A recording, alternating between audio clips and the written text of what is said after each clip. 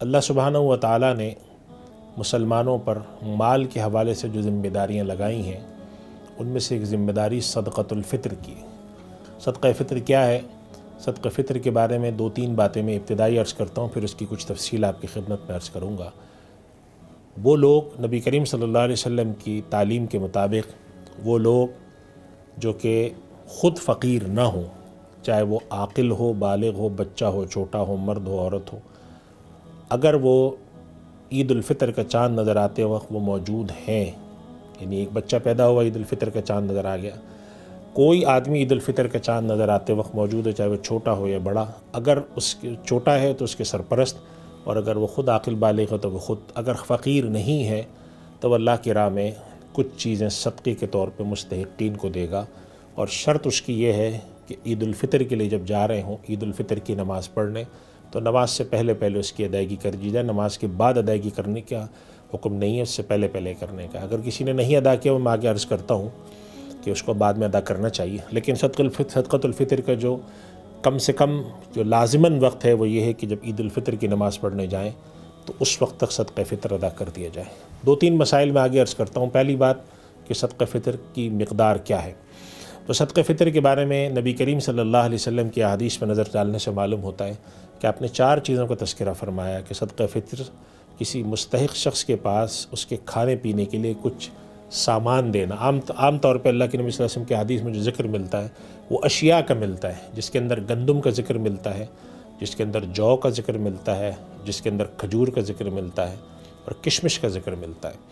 اور علماء نے لکھا ہے کہ ان میں سے جو چیزیں استعمال کی جائیں گی وہ اوسط درجے کی، یعنی کہ کھجور ایک بہت اعلیٰ درجے کی ہوتی ہے، ایک بہت ادنا درجے کی ہوتی ہے، کشمش ایک بہت اعلیٰ درجے کی ہے، ایک بہت ادنا درجے کی ہے۔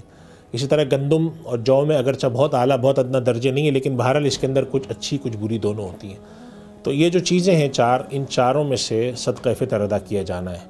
ان میں سے گندم کے لیے ارشاد نبی کریم صلی اللہ علیہ وسلم کا جو ارشاد ہے اس سے معلوم ہوتا ہے کہ یہ آدھا سا ایک پیمانہ تھا،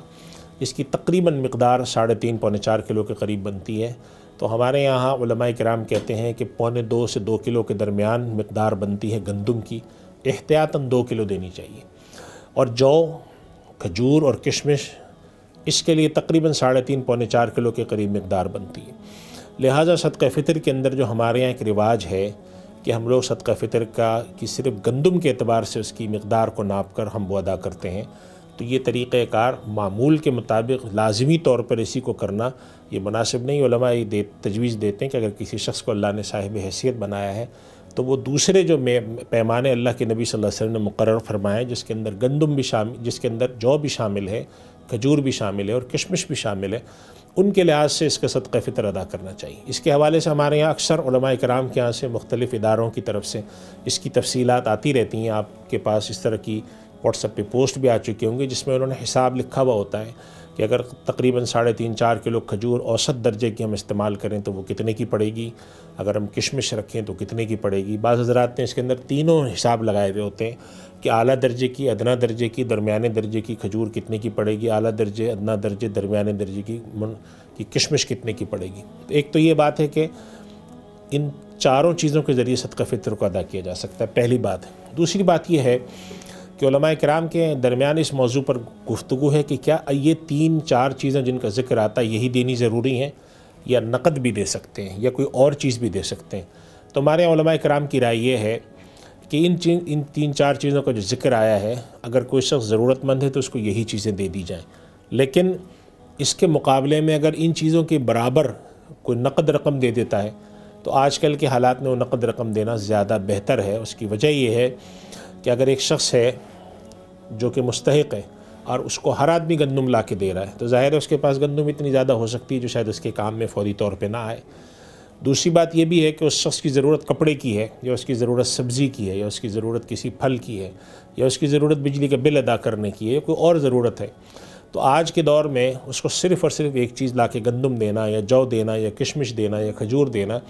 اس کے مقابلے میں اس کے ہاتھ میں نقد رقم رکھ دینا اس کے لیے زیادہ فائدہ مند ہے۔ اور علماء کرام نے ایک اصول وضع کیا ہے، فقہاء کرام نے ایک تفصیل فرماتے ہیں کہ وہ طریقہ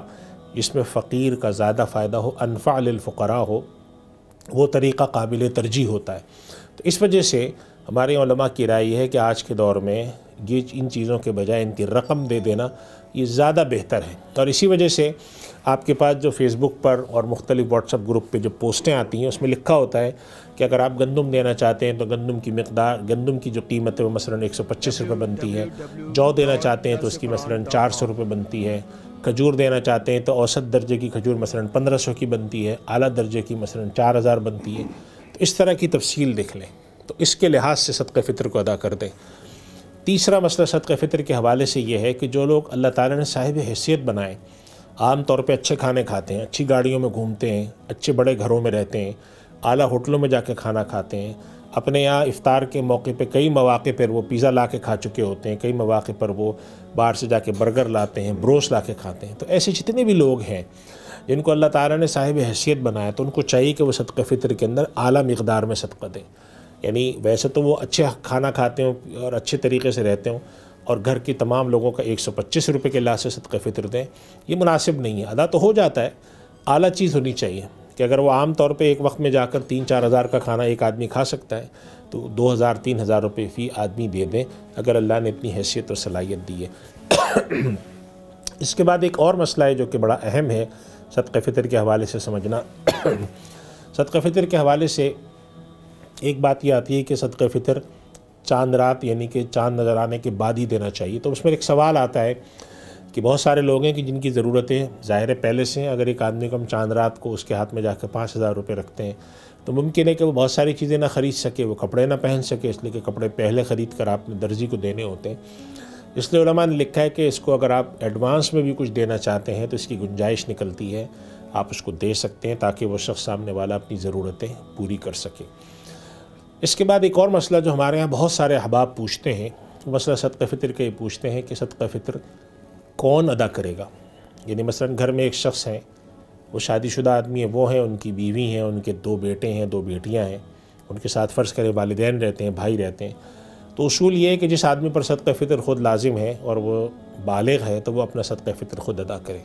لیکن اگر کوئی دوسرا شخص ادا کرتا ہے، جیسے مثلاً گھر کے سربراہ ہیں، انہوں نے حساب لگایا کہ میرے گھر میں 6 لوگ ہیں، ان 6 لوگوں کا فی کس انہوں نے اپنے پاس سے مثلاً حساب لگایا کہ میں 2000 روپے فی آدمی صدقہ ادا کروں گا، تو 12000 روپے صدقہ فطر ادا کر دیتے ہیں سب کی طرف سے۔ تو شرعاً اس کی بالکل اجازت ہے، اس میں کوئی منع نہیں ہے۔ چنانچہ اگر کوئی شخص اپنے والدین کی طرف سے صدقہ فطر ادا کرتا ہے، اپنے بچوں کی طرف سے چھوٹے یا اپنے عاقل بالغ بچوں کی طرف سے ادا کرتا ہے، یا اپنے کمانے والے بچوں کی طرف سے بھی کوئی ادا کرتا ہے۔ ایک صاحب ہے مثلاً، وہ خود صاحب حیثیت ہیں، ان کے بیٹے بھی صاحب حیثیت ہیں، لیکن وہ اپنے بچوں کا صدقہ فطر خود ادا کرتے ہیں، جبکہ ان کے بچے عاقل بالغ ہیں، اچھی ملازمت کرتے ہیں، کماتے ہیں، تو شرعاً اس کی بھی اجازت ہے، اس میں کوئی حرج نہیں ہے۔ البتہ اگر کسی ایسے شخص کا صدقہ فطر آپ ادا کر رہے ہیں جس کو نہیں پتہ، تو اس کو بتا دینا چاہیے کہ میں نے آپ کا صدقہ فطر ادا کر دیا۔ صدقہ فطر کے حوالے سے ایک بہت اہم مسئلہ میں وہ بھی عرض کر دوں جو اکثر لوگ سوال پوچھتے ہیں کہ ہمارے یہاں بہت سارے خاندان ایسے ہیں کہ ان کے کچھ عزیز و اقارب، مثلاً کچھ بھائی جو ہیں وہ پاکستان سے باہر رہتے ہیں، مثلاً امریکہ میں رہتے ہیں، یورپ میں رہتے ہیں، گلف میں رہتے ہیں، تو وہ صدقہ فطر کیسے ادا کریں گے؟ نمبر 1 کتنی مقدار میں ادا کریں گے؟ نمبر 2 کب ادا کریں گے؟ کیونکہ مثلاً ایک شخص ہے جو سعودی عرب میں رہتا ہے، تو یہ ایک شخص ہے جو امریکہ میں رہتا ہے، اگر فرض کریں وہاں پہ عید پہلے ہو گئی اور وہ صدقہ فطر آپ یہاں ادا کر رہے ہیں تو اس میں کیا ترتیب رکھی جائے گی؟ صدقہ فطر کیسے ادا کیا جائے گا؟ تو ایک تو یہ سوال آتا ہے۔ دوسرا سوال یہ آتا ہے کہ صدقہ فطر کتنی مقدار میں ادا کیا جائے گا؟ تو یہ بات یاد رکھیں کہ بہتر یہ ہے کہ جو شخص جس جگہ رہتا ہو وہاں کے حساب سے صدقہ فطر ادا کرے۔ مثلا ایک شخص امریکہ میں رہتا ہے اور وہاں صدقہ فطر، امریکہ کے علماء نے اعلان کیا کہ ہمارے یہاں صدقہ فطر مثلا $5 ہے منیمم گندم کے اعتبار سے، تو اب اگر آپ نے پاکستان کے حساب سے حساب لگایا پاکستان کے اعتبار سے، تو آپ نے کہا جی پاکستان میں تو یہ کوئی 1300-1400 روپے بنتے ہیں، جبکہ پاکستان کے اندر اچھا بھی صدقہ فطر اگر ہم ادا کرتے ہیں تو وہ 400-600 روپے میں اچھا صدقہ فطر ادا ہوتا ہے۔ تو اصول یہی ہے کہ جو شخص جہاں رہتا ہے اسی کے اعتبار سے صدقہ فطر ادا کرنا چاہیے، زیادہ بہتر طریقہ ہے۔ اگر ایک شخص امریکہ میں رہتا ہے اور وہاں $5 صدقہ فطر بنتا ہے تو ان کا صدقہ فطر اگر پاکستان میں ادا کیا جا رہا ہے تو $5 کے پاکستانی روپے ادا کرنے چاہیے۔ اگر اسی طریقے سے ایک شخص الٹا ہے معاملہ کہ اگر ایک شخص پاکستان میں رہتا ہے اور ان کا صدقہ فطر وہاں ادا کیا جا رہا ہے امریکہ میں، تو بہتر یہ ہے کہ امریکہ کے اعتبار سے وہ ادا کیا جائے. یعنی کہ اگر ایک آدمی سوچتا ہے کہ میں پاکستان میں کسی کا صدقہ فطر ادا کروں تو پھر وہ $5 کے اعتبار سے کریں تو زیادہ بہتر ہے. یہ بہت اہم مسئلہ ہے، اس کے خاص طور پہ خیال رکھنا ضروری ہے. جہاں تک اس کا تعلق ہے کہ اگر امریکہ میں عید بعد میں ہو رہی ہے اور یہاں پہلے ہو رہی ہے تو اس کا خیال رکھیں کہ اگر کوئی شخص امریکہ میں عید کر رہا ہے اور پاکستان میں عید بعد میں ہے تو اس کی عید کی نماز ادا ہونے کے اگلے دن آپ جا کر صدقہ فطر ادا کر رہے ہوں گے تو یہ تاخیر زیادہ ہو رہی ہوگی. تو اس لحاظ سے خیال رکھنا چاہیے کہ ان کی عید کی نماز تک یہاں صدقہ فطر ادا ہو جائے. اور آخر بات میں یہ عرض کر دوں کہ یہ جتنے بھی مسائل میں آپ کی خدمت میں رکھ رہا ہوں یہ چند بڑے بڑے موٹے مسائل ہیں. اس کے علاوہ جو ضروری مسائل ہیں ان کی تحقیق ضرور کر لیا کریں. کوئی ایسا مسئلہ ہو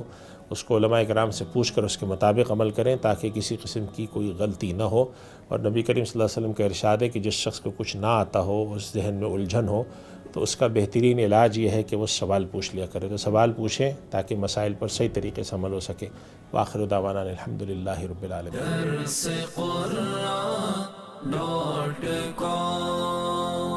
www.darsequran.com